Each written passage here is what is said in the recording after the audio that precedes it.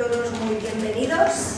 Como veis, hemos cambiado y hemos reducido el espacio porque estamos en obras y, como veis, va a quedar guapísima la iglesia una vez esté acabada. Vamos a empezar este culto y a mí me gustaría, bueno, estamos en casa viviendo un tiempo de decisión importante, porque estamos buscando el instituto para Jan y, bueno, es una decisión de las más importantes que tenemos que tomar ahora como padres. El sitio donde esté pues va a hacer que su vida vaya por una banda o por otra. Esperemos que podamos tomar una buena decisión. Pero en una de las visitas que tuvimos, bueno, la única que nos han dejado hacer presencial, nos dieron unas semillas y un cuento. Y la verdad es que me hizo reflexionar bastante lo que ponía en ese cuento y os lo traigo. Se explica del crecimiento del bambú japonés, que es muy particular. Durante los 7 primeros años de vida, el bambú no emerge a la superficie, y no porque no esté creciendo, sino porque está creciendo hacia abajo. Son las raíces las que se hacen fuertes para, a partir del 7º año de vida, sostener al bambú que crecerá. Dice, lo más sorprendente es que a partir del 7º año y en un periodo de 6 semanas, la planta crecerá más de 6 metros. Así que, aunque los primeros años pareciera que el bambú no crece, sí que lo está haciendo, aunque no sea visible. Y también es importante saber que si le falta el cuidado, si le falta el agua, la planta muere. Si aplicamos este mismo concepto a nuestras vidas o a la vida de nuestra iglesia, de nuestra comunidad, pudiera parecer también como el bambú que no estamos creciendo. Podríamos desanimarnos como iglesia, pocos asistentes, pocos compromisos, sin un pastor, en una situación difícil como la que estamos viviendo como sociedad. Bueno, posibilidades mermadas. Sin embargo, estamos seguros de que Dios sigue trabajando en nuestras vidas y que Dios sigue trabajando en la vida de esta iglesia. Quizás aún no estemos viendo la planta fructificar y crecer enormemente, pero sabemos que estamos aferrados a la roca eterna en Jesús. Leemos en Efesios 3, los versículos del 10 al 21.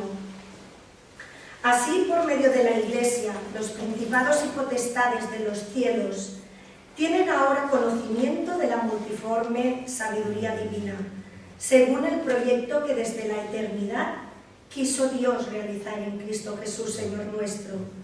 Gracias a Él y mediante la fe podemos acercarnos a Dios libre y confiadamente.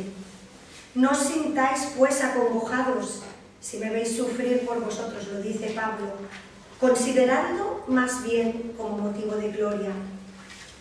Por todo lo cual me pongo de rodillas ante el Padre, origen de toda paternidad, tanto en el cielo como en la tierra, y le pido que conforme a la riqueza de su gloria, su espíritu os llene de fuerza y energía hasta lo más íntimo de vuestro ser.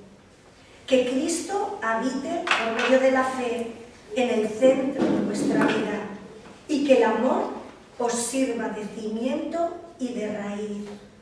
Seréis así capaces de entender, en unión con todos los creyentes, cuán largo y ancho, cuán alto y profundo es el amor de Cristo. Un amor que desborda toda ciencia humana y os colma de la plenitud misma de Dios. A Dios que, desplegando su poder sobre nosotros, es capaz de realizar todas las cosas incomparablemente mejor de cuanto pensamos o pedimos. A Él la gloria en Cristo y en la Iglesia, de edad en edad y por generaciones sin término. Amén. Pues si estamos tentados al desánimo, aferrémonos a Jesús y que su amor nos ayude a tener una vida, como decía, de plenitud en Él. Pase lo que pase a nuestro alrededor, aunque parezca que no hay crecimiento, eso sí, que no nos olvidemos de cuidar esa semilla que ha sido plantada en nosotros, que no nos dejemos de reunir, que no dejemos de orar, que no dejemos de leer y aprender de su palabra, ya que si no, ahí nos va la vida y corremos un riesgo muy grande. Pues a ese Dios, a ese Jesús, que es el centro de nuestra adoración, que es en quien estamos aferrados y gracias al cual podemos acercarnos al Padre, a ese Dios es al que vamos a alabar hoy. Y vamos a hacerlo con 3 canciones. El grupo de alabanza puede pasarlo. Solo en Jesús. Solo en Jesús confío yo. Él es mi luz y mi canción. Y en medio de la tempestad, Él es nuestra roca.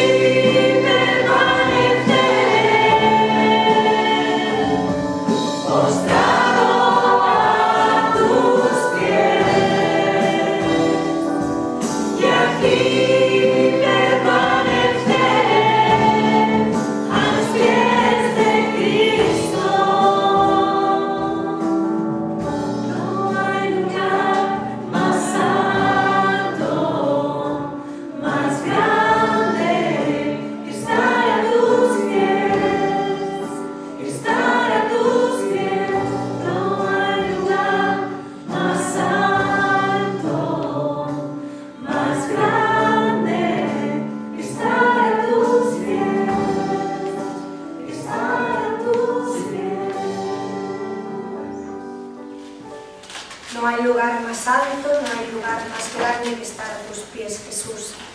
Pues si alguno de vosotros que quiera orar y elevar su voz en ofrenda también al Señor, pues que ahora es el momento.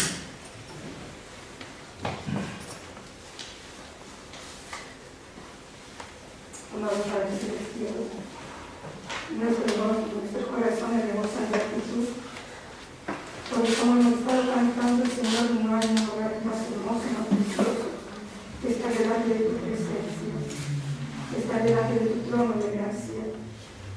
Señor, nos podemos sentir gozosos, privilegiados, Señor, de poder estar aquí hoy en tu casa, porque recordamos a muchos seres queridos, a muchos hermanos.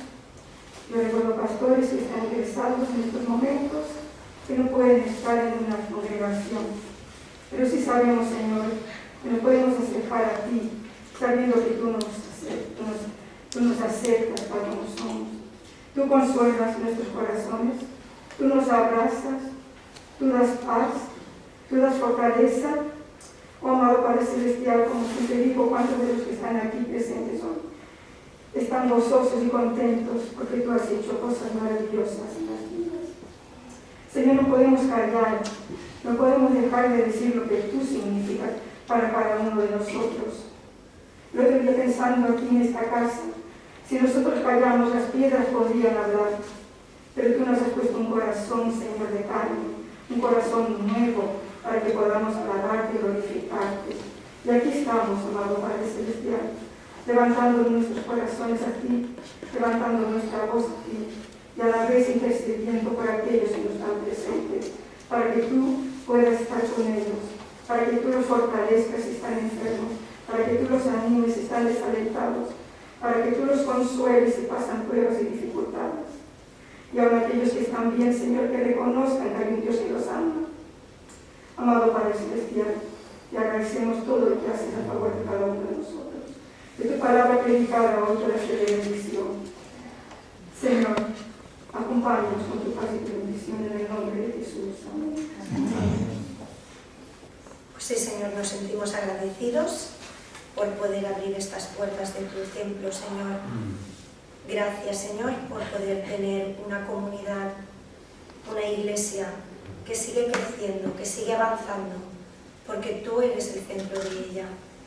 Gracias, Señor, porque podemos acercarnos a ti con nuestros defectos, con nuestras inseguridades, con nuestra dejadez incluso en muchos momentos. Y tú nos aceptas. Gracias, Señor, porque estás trabajando en cada una de las vidas de los que estamos aquí. Y te pedimos, Señor, que nos fortalezcas en estos momentos difíciles que estamos pasando, Señor, que tú seas el centro de nuestra vida, nuestra roca fuerte, en quien estamos seguros, y que tú hagas, Señor, prosperar tu palabra en cada uno de nuestras vidas, para que muchos más, Señor, también puedan acercarse a ti. Gracias por todo, Señor. Gracias por Jesús. Amén. Pues vamos a traer ahora nuestros diezmos y ofrendas. Así que los que vais a pasar es parte de nuestro compromiso con esta congregación, parte de nuestro compromiso con el Señor, que Él es quien nos da el sustento y nosotros simplemente devolvemos algo de lo que nos da. Señor Jesús, gracias te damos una vez más, Señor, porque podemos estar aquí reunidos en tu casa para aprender de tu palabra, Señor. Ayúdanos, Señor, a ser fieles siempre, a pesar de las pruebas o las dificultades, Señor. Bendice estas ofrendas, Señor, para que sean para tu honra y gloria. En el nombre del Señor Jesús te lo pedimos y te damos gracias. Amén.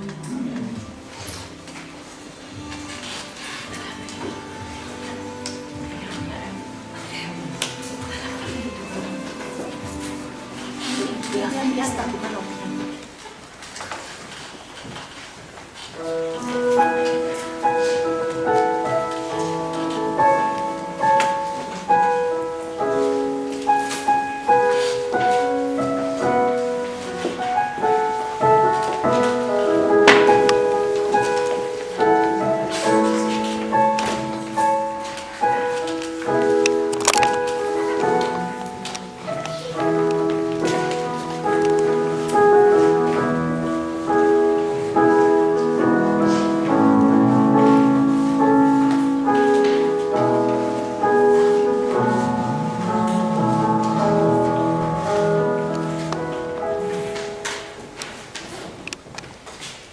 Pues como veis, Phoebe ha tomado el relevo a Jonathan.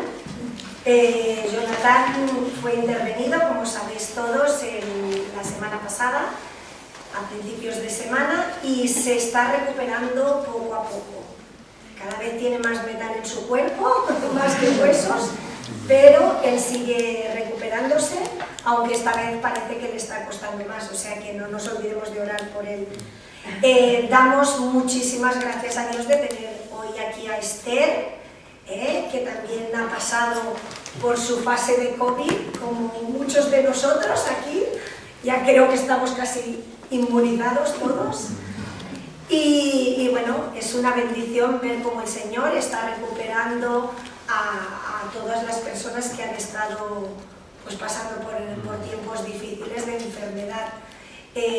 No olvidemos de seguir orando por la recuperación total de todos ellos. Ahí tenemos a Virginia y seguramente pues hay mucha más gente que también pues aún tiene pequeñas secuelas que deja esta enfermedad, como cansancio, nos decía Eva, como pequeñas toses, nos estaba comentando también Andreu, pues por la completa recuperación oraremos al Señor como comunidad. También deciros que Amadeo también se está recuperando, aún está ingresado, quizás esta semana le den el alta, pero bueno, también sigue su proceso, o sea que también es un motivo de agradecer a Dios por su cuidado. Y por último, también quería recordaros, yo creo que todo el mundo lo sabe, ¿no? Pero en Bata, esto no sale en las noticias, es extraño, ¿no? Cómo nos manipulan y sale lo que les interesa a ellos. Pero en Bata hubo una explosión muy importante, fue hace 2 semanas, un domingo además, a las 7 de la tarde, sobre las 7 de la tarde, y explotó el armamento que tenían en un cuartel y ha destruido casas de todos los barrios que estaban hasta, creo que decían, un radio de 5 kilómetros, con lo cual son muchos kilómetros y muchas casas. Entre ellas creo que ha fallecido un pastor evangélico y ha habido hermanos de la iglesia en Bata que han sido afectados y se han quedado sin casa. Conocemos a Dorothy, la conocéis todos, ¿no? La iglesia, ella está viviendo allí y también su casa pues, se vio afectada por esta explosión. O sea que oremos por ellos también, por la iglesia de Bata, que está haciendo un trabajo encomiable allí de lo poco que tienen y habiendo sido ellos también afectados, intentar ayudar todo lo que pueden a los hermanos de allí y a la gente que se acerca, pues que lo han perdido absolutamente todo. Y eso es todo. Y también nos alegramos mucho de ver a la familia al completo de Sofía y bueno, estáis muy guapos y veo que el Señor os sigue cuidando. Ahora que se va abriendo, pues supongo que iremos recuperando gente que hasta ahora no ha podido asistir a la iglesia. Y muy bien, pues eso es todo. Sigamos en oración por estos temas que nos preocupan. Y ahora vamos a tener la lectura de la palabra que precederá a la predicación. tenemos gente que está dispuesta a ayudarnos en este tiempo sin pastor. Aquí tenemos a Jorge Vega, que nos acompaña hoy, y él, la verdad es que te agradecemos mucho tu disponibilidad en todo momento de estar aquí ayudándonos con este tema de la predicación. Y vamos a tener la lectura que se encuentra en Mateo, en el capítulo 9, los versículos del 9 al 13. Mateo 9, versículos del 9 al 13. Dice así: Jesús continuó su camino. Al pasar, vio a un hombre llamado Mateo que estaba sentado en su despacho de recaudación de impuestos y le dijo: sígueme. Mateo se levantó y lo siguió. Más tarde, estando Jesús sentado a la mesa en casa de Mateo, acudieron muchos recaudadores de impuestos y gente de mala reputación, que se sentaron también a la mesa con Jesús y sus discípulos. Los fariseos, al verlo, preguntaron a los discípulos: ¿cómo es que vuestro maestro se sienta a comer con esa clase de gente? Jesús lo oyó y les dijo: no necesitan médico los que están sanos, sino los que están enfermos. A ver si aprendéis lo que significa aquello de: yo no quiero que me ofrezcáis sacrificios, sino que seáis compasivos. Yo no he venido a llamar a los buenos, sino a los pecadores. Pues hasta aquí. Buenas tardes para todos. ¿Escucháis? Sí. Vale. Bueno, contento. Yo también estoy agradecido de poder estar aquí. También después de pasar el COVID. Y creo que éramos varios a la vez, ¿no? En la tercera ola. Digo, yo vino la ola y nos metimos por debajo. Muy bien. Lo que quiero hacer esta tarde, nuevamente, es hablar de un encuentro con Jesús. Y hemos escuchado el relato de cómo Jesús llamó a Mateo. Y la pregunta que uno puede hacerse es: ¿qué puede ver alguien en Jesús para seguirle? ¿O qué puede ver alguien en Jesús para que Jesús diga: ven, sígueme, y yo me levante y le siga inmediatamente? También podríamos preguntarnos si hoy día, en el 2021, Jesús puede llamar personas a que le sigan. Esta historia comienza en Capernaum. Jesús está en Capernaum. Gran parte de su ministerio él lo realiza en esta ciudad de Capernaum. Y estando en Capernaum, el relato que acabamos de escuchar dice que saliendo de allí, luego veremos de dónde, ve a un hombre que se llama Mateo. Mateo es quien escribe este evangelio y él mismo se llama a sí mismo con el nombre de Mateo.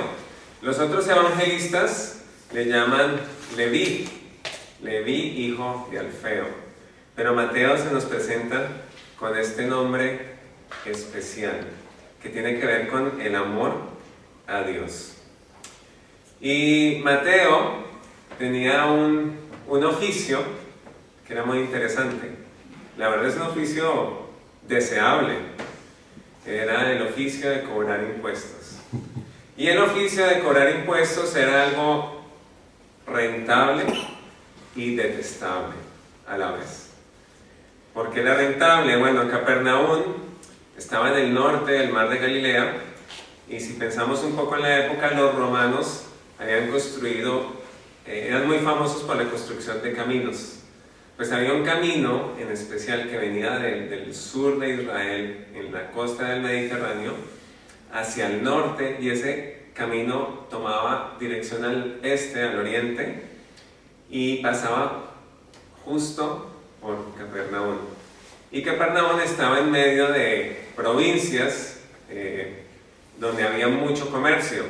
Siria estaba por el norte, Gadara estaba al oriente, Galilea estaba ahí hacia el sur de Siria, e inclusive muchas personas de Decápolis, que era otra provincia, atravesaban el mar de Galilea y llegaban a Capernaum para transportar los bienes y los bienes con los que comerciaban.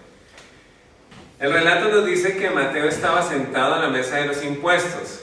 La realidad es que esta mesa de los impuestos era como una caseta o una pequeña casita o garita, donde la función del que cobraba impuestos era como algo parecido a un peaje. Así que todo el que pase por aquí, que pague su parte. Por eso era un negocio muy rentable y más en Capernaum, porque todos los viajeros que pasaban y sus bienes o las cosas con las que querían comerciar merecían un pago. Y es rentable el negocio, o es rentable el trabajo, porque la inversión no es tan grande, pero las ganancias son grandes y continuas. Y esto es un poco como cuando, cuando hay alguna cosa que es obligatoria y todo el mundo tiene que hacerlo. Es el negocio redondo, le llamo yo, ¿no? Como la ITV. No que esté mal la ITV, pero si yo tuviera una ITV sería muy feliz, ¿no? Porque ¿quién no tiene que llevar su coche a revisión?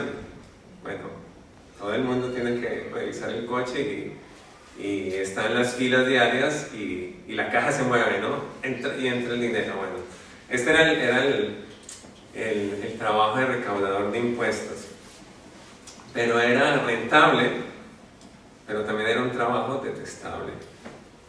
Era un trabajo muy malo, porque quienes hacían el trabajo eran judíos, ¿sí?, que cobraban impuestos a los judíos, a sus compatriotas, y cobraban impuestos a nombre del imperio que les domina, en ese tiempo el imperio romano. Y muchos de estos cobradores de impuestos o publicanos tenían que hacer negocio con los romanos y sobornar a los romanos para dejarlos a ellos cobrar impuestos, y ellos sobornaban o pedían más impuesto a sus paisanos, ¿no? Y el movimiento de dinero era bien fuerte.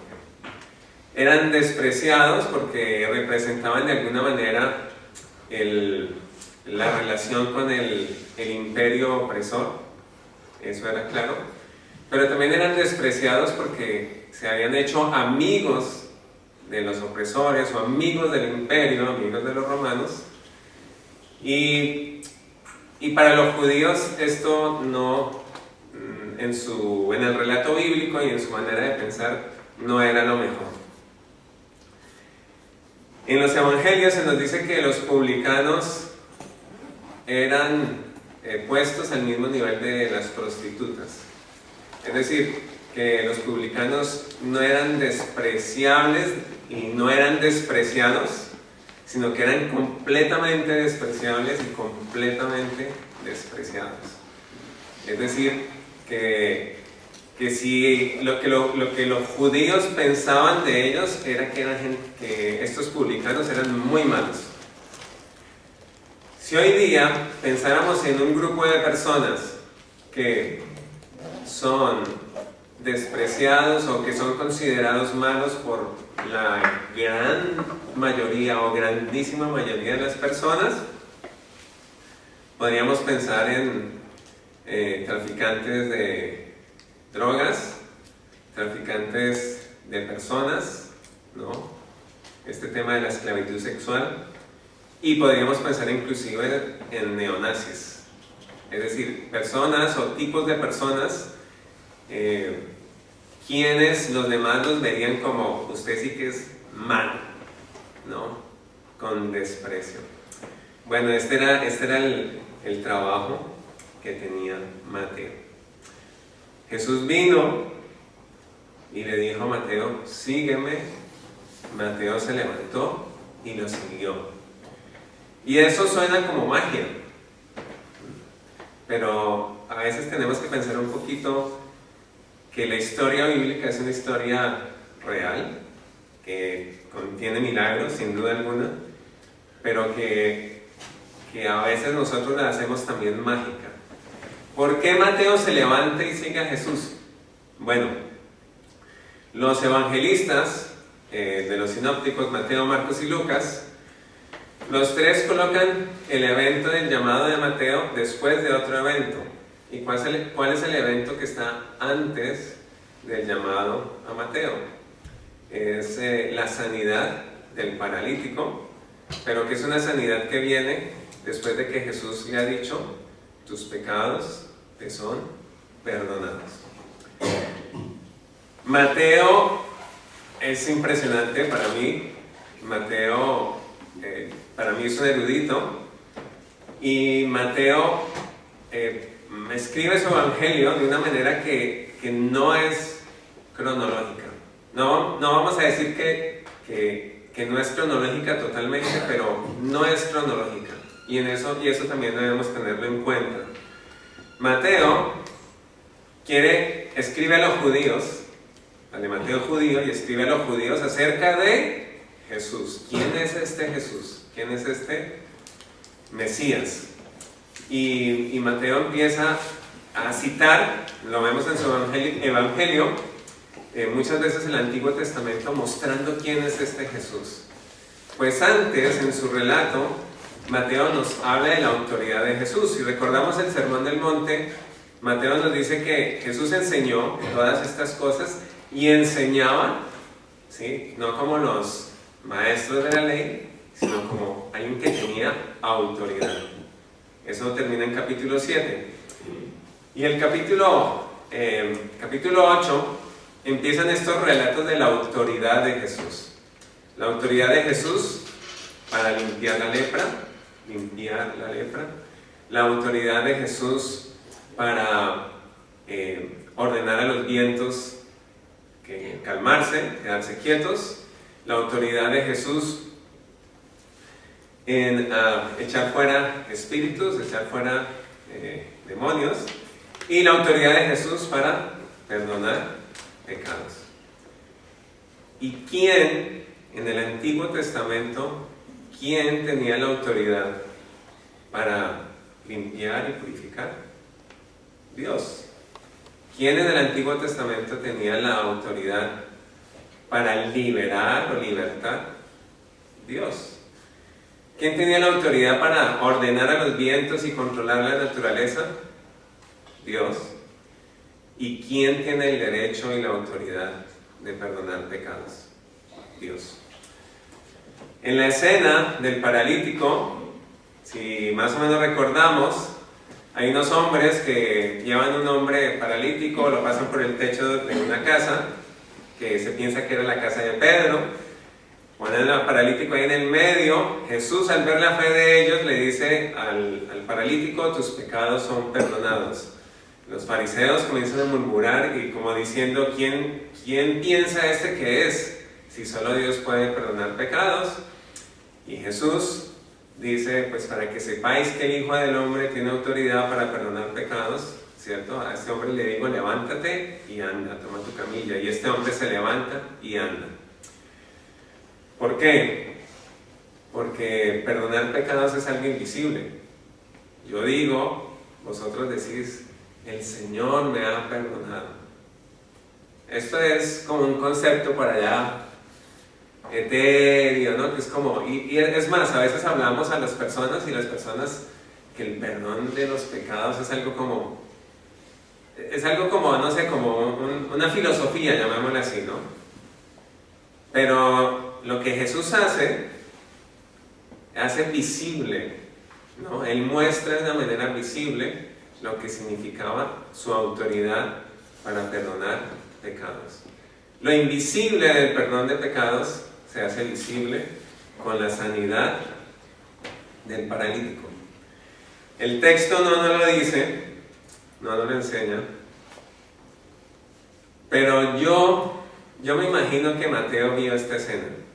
Yo creo que Mateo estaba ahí, y lo que vino después fue el llamado de Mateo, porque los evangelistas, los tres, coinciden en colocar este evento después del paralítico. Y yo casi que veo a Mateo mirando a Jesús, o mirando la escena y diciendo: yo quiero esto, yo quiero recibir esto. Los fariseos no eran la mejor alternativa para Mateo. porque el consejo fariseo iba a ser, mira, tienes que dejar esto y tienes que hacer esto, esto, esto y esto y esto, y así vas a alcanzar el perdón, o así serás una buena persona. Pero lo que Mateo vio en Jesús, para Mateo fue muy atractivo. El texto no lo dice, no lo sabemos, pero pienso que cuando Jesús llama a Mateo, Mateo básicamente solo espera es salir corriendo hacia Jesús. El Evangelio de Lucas dice, dejándolo todo. No, Jesús llama a Mateo y dejándolo todo, siguió a Jesús. Entonces Mateo escucha el llamado de Jesús y le sigue. Y aparece en el relato, aparece Jesús en casa de Mateo comiendo. Es como, ya, aquí en casa, ¿no? Y la palabra que se utiliza en el idioma original es una palabra, dice que Jesús estaba a la mesa, pero la palabra que se utiliza es como Jesús estaba reclinado. Y eso significaba que no era una comida cualquiera, eso significaba que no era una comida con esclavos o en una comida informal, sino que esta comida era una comida ceremonial. Era una comida importante. Entonces lo que pensamos es que en un banquete que ofrece Mateo, que es un banquete importante, invita a Jesús, pero no solo viene Jesús, porque dicen los evangelios que mucha gente le seguía, así que no era una pequeña comida, sino que viene un gran grupo de personas, pero principalmente publicanos, es decir, cobradores de impuestos, pecadores, ¿sí? Y los discípulos. Así que Jesús está compartiendo la comida con ellos. Esto causa problemas grandes. Todavía los judíos tienen muchas precauciones con el tema de los alimentos, y si es una celebración ceremonial, aún más. Y algo que era claro en la cultura, y aún es claro en la Biblia, es que ellos no debían mezclarse con otros pueblos para mantener su identidad, su pureza, su limpieza, y no practicar malas costumbres. Así que Jesús está reclinado con cobradores de impuestos y pecadores. Jesús comparte la mesa. En las culturas orientales es muy común, si tenéis amigos marroquíes o conocéis, es muy común, bueno, aquí también se hace, por cierto, tener un plato grande, y de ese plato toda la gente come, o sea, todos los que están alrededor de esa mesa, por lo menos, ¿sí? Así que quien mete la mano en el plato, también la persona que está en la misma mesa mete la mano en el mismo plato. Recordemos un poco la escena de Jesús en la última cena, cuando Él dice que Él que moja el pan, ¿no?, en el plato, y luego ellos no saben, bueno, ¿cuál de todos? Claro, porque la cultura es algo que culturalmente se hace, se comparte. Y los judíos evitaban entonces mezclarse con otros pueblos por tema de costumbres y pureza con la comida. Así que Jesús está en casa de Mateo con pecadores, cobradores de impuestos, y los fariseos aparecen. También para mí aparecen en el relato como ¿de dónde vinieron? ¿No? Hay dos opciones: o seguían a Jesús de lejos, porque algo que, aquí me voy a incluir, algo que hacemos los fariseos es seguir de lejos a Jesús. O sea, lo seguimos, pero una cierta distancia para no estar comprometidos, ¿no? O había mucho ruido, algo que llamó demasiado la atención, y vinieron los fariseos a ver qué pasaba. Me incluí dentro de los fariseos porque si hoy día pensáramos quiénes son los más parecidos a los fariseos, pues los más parecidos a los fariseos somos nosotros. ¿Por qué? Porque los fariseos tenían la ley, nosotros tenemos la palabra. Los fariseos practicaban las buenas costumbres, nosotros buscamos practicar las buenas costumbres, no decir malas palabras, no tener vicios, etc. ¿Sí?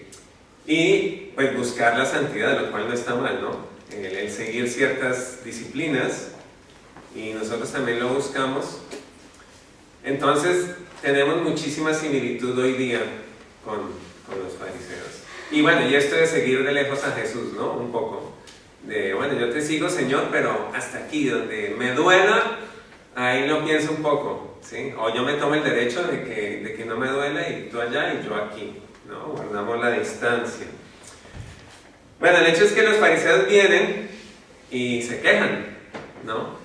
Y se quejan y preguntan a los discípulos de Jesús: ¿por qué come vuestro maestro con recaudadores de impuestos y pecadores? Es una crítica, no es una pregunta de explícanos, ¿no? Queremos entender, ¿no? Qué interesante, qué curioso.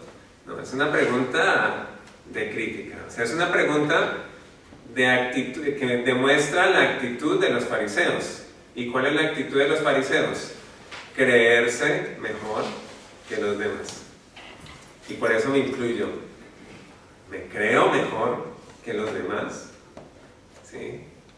Pienso que porque tengo más conocimiento, o porque, bueno, qué sé yo, estudié, estoy mejor preparado, o no fumo, no tomo, como dice un amigo mío, que es árabe. Él dice, estoy casado con una sola mujer, ¿no? O sea, no, estoy casado con una mujer, no con 4. Entonces, pues yo soy mejor. Y de alguna manera nuestra naturaleza nos hace pensar así, ¿no? Porque vemos lo que pasa en aquellos que no siguen al Señor. Bueno, el tema es que los fariseos vienen ya con la pregunta como pecadores, porque se creen mejor que los demás. Y vienen con la pregunta, y no vienen con la pregunta directamente a quien debe responder la pregunta, sino a los discípulos. Vienen con la pregunta a espaldas de Jesús, ¿no? O sea, murmurando, criticando, chismeando. Y preguntan, ¿por qué vuestro maestro come con recaudadores de impuestos y pecadores? No entendemos cómo, pero Jesús escuchó. Jesús los escucha y Jesús les responde. Y Jesús les responde: no son los sanos los que necesitan médico, sino los enfermos. Esta era una fórmula griega, es una expresión, ¿no?, para decir que quien va al médico no es el que se siente bien, sino que quien recibe atención médica es aquel que está enfermo. Es decir, que las cosas se dan a quien lo necesita. Y entonces Jesús, ya que le han llamado maestro, ya que le han dicho esto como rabí, Jesús utiliza una fórmula de los rabinos para estos fariseos. En la versión internacional y en otras versiones les dice: no son los sanos los que necesitan médicos, sino los enfermos, pero id y aprended. Los rabinos tenían la costumbre de decir a sus discípulos, estudiosos de la ley, cuando tenían una pregunta o cuando querían que aprendieran algo, no les daban la respuesta, sino los enviaban como con tareas a casa. Como cuando el profesor dice a los estudiantes: lean esto, ¿sí?, y me traen un reporte, ¿no?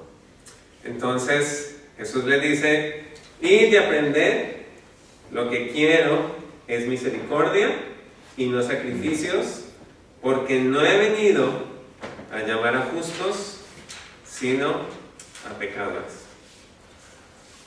Aquí en vuestras Biblias posiblemente en este versículo aparezca una cita al pie de página que habla de Oseas capítulo 6, verso 6.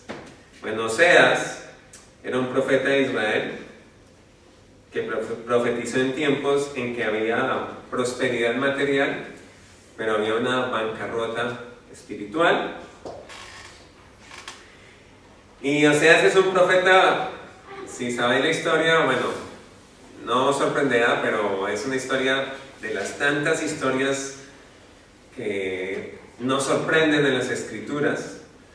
Oseas es un profeta a quien Dios le manda que se case con una mujer ramera, dice la versión Reina Valera, y en esta relación entre el profeta y su mujer se compara entre la relación entre Dios y su pueblo.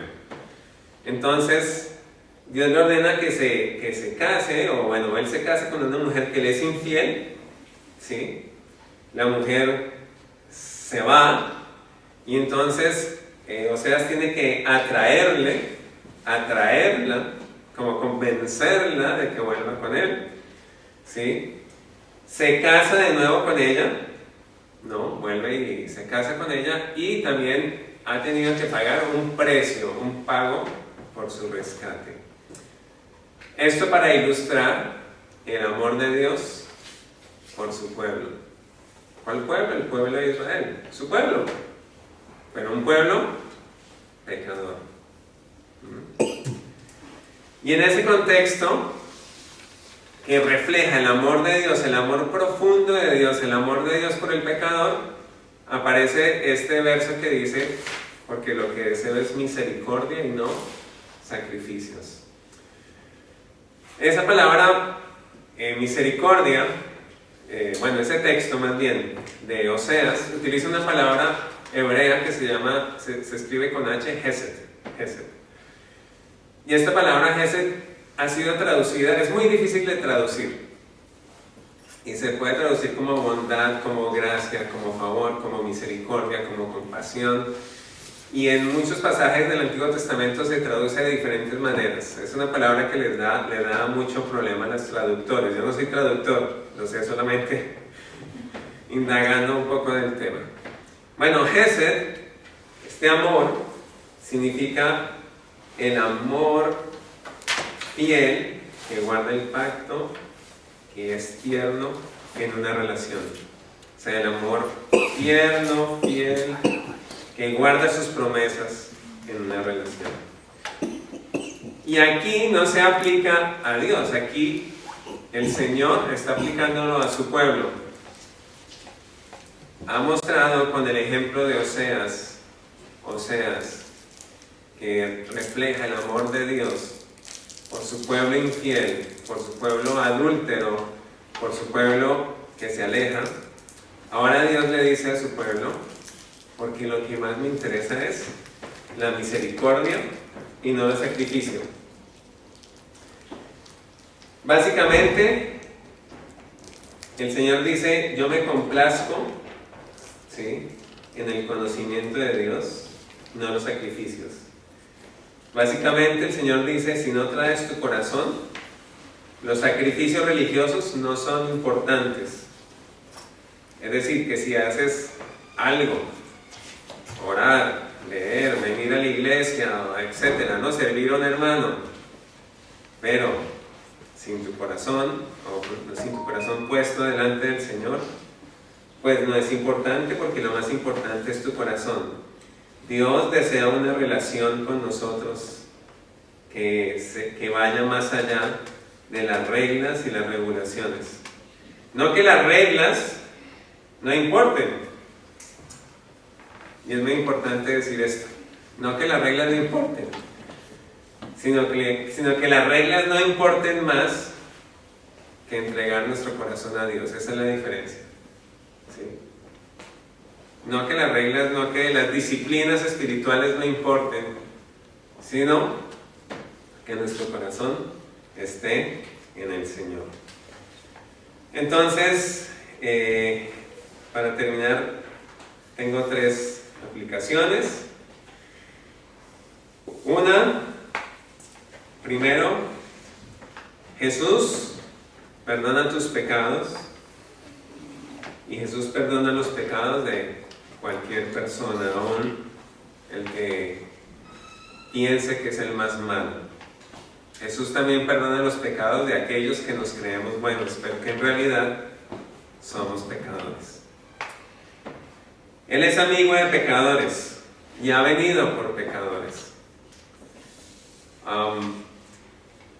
Nosotros en el ministerio que tenemos compartimos historias de la Biblia de una manera cronológica y yo he vivido la experiencia de algunos amigos musulmanes que se sorprenden que Jesús es amigo de pecadores. Y no se sorprenden negativamente, es como les llama mucho la atención. Entonces, primero que Jesús te perdona, que Jesús perdona al más malo que exista, si esa es la manera de decirlo, y que Él está ahí para perdonarnos. Su sacrificio en la cruz es la mayor expresión de amor. Vimos al profeta Oseas y la Biblia nos enseña, ¿no?, que Dios muestra su amor por nosotros en que aún siendo pecadores, Cristo murió por nosotros. Es decir, Cristo no murió por nosotros por lo bueno que somos. Cristo murió por nosotros por lo malos que somos. Y hay que recordarlo. Y tal vez cada día al levantarnos debemos recordar, ¿sí?, esto que hemos recibido por gracia de Dios, por el Gesed, por la misericordia de Dios. Segundo, lo invisible del perdón de Dios en nuestras vidas se hace visible. Un poco como la historia del paralítico. Si somos perdonados, entonces actuaremos con el mismo amor que hemos recibido, con el mismo perdón de Dios hacia los demás. ¿Sí?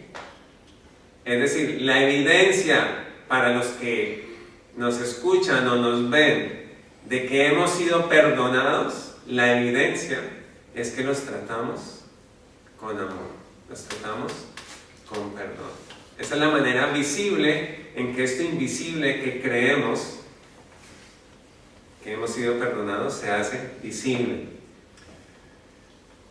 Una persona en la Navidad del 2018, una persona que maneja un camión y estaba separada de su esposa, sin casa, viviendo dentro del camión, terminó viniendo a la casa de mi hermana, donde pasamos la Navidad del 2018.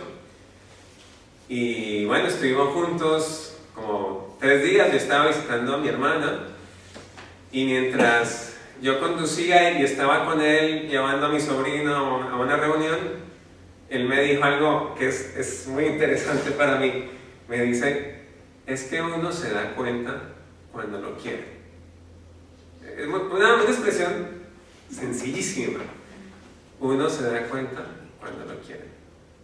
Mira, no tienes que ser muy espiritual, muy inteligente, muy listo, muy educado, pero las personas que están a nuestro alrededor, y aún nosotros mismos, obviamente, se dan cuenta si los amamos con el amor de Dios o no. ¿Vale? Entonces ese es el número 2, que lo invisible del perdón sea visible a los que están a nuestro alrededor. Y número 3, participamos de un ministerio con Phoebe y los otros hermanos, un ministerio, y de pronto como tú mencionaste, un ministerio que pareciera que el bambú no crece, en esencia, ¿no? Que nada pasa. Y el número 3 es como una invitación a renunciar a las fórmulas mágicas, ¿no? Los que somos padres sabemos lo que es criar un niño, ¿no? De cero. Yo siempre pienso que cuando dicen, que los pañales, que mira, lo de los pañales no es nada, eso no es nada, ¿sí? Eso es fácil, de verdad, es muy fácil. Bueno, no hay fórmulas mágicas. Es decir, amar a los demás duele, y amar a los demás trae resultados, ¿sí? Pero los resultados son como la historia del bambú, ¿sí? Son resultados que toman tiempo y tiempo. Lo digo porque cuando leímos la historia se ve muy fascinante que Mateo se levantó, pero yo estoy seguro que Dios estaba trabajando en el corazón de Mateo y en sus experiencias de vida para llegar al día en que él se levantó y siguió a Jesús. Entonces, cuando compartas del amor de Jesús, cuando hables de Jesús con otra persona, voy a decirle en estas palabras: tranquilo, Dios sigue a cargo, Dios le conoce.